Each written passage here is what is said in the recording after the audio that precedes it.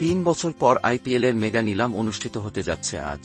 2 দিনব্যাপী এই মেগা নিলামে 577 জন ক্রিকেটার আছেন বিক্রির অপেক্ষায়, যার মধ্যে থেকে 10 ফ্র্যাঞ্চাইজি সর্বোচ্চ 204 জন ক্রিকেটারকে কিনতে পারবেন।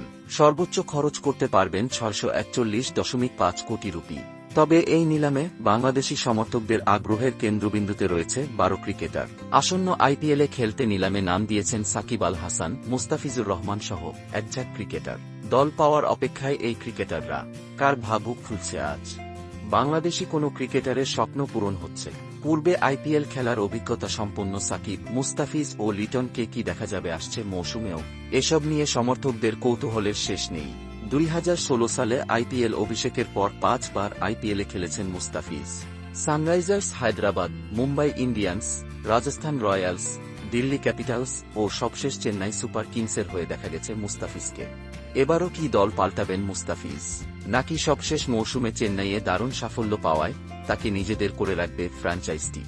এছাড়াও লিটন, মেহেদী, তানজিম, সাকিবরা থাকবেন দল পাওয়ার অপেক্ষায়। বাংলাদেশি ক্রিকেটারদের আইপিএল ভিত্তি মূল্য 2 কোটি রুপিতে থাকছেন মুস্তাফিজুর রহমান, 1 কোটি রুপিতে থাকছেন সাকিব আল হাসান, মেহেদী হাসান মিরাজ এবং তাসকিন আহমেদ।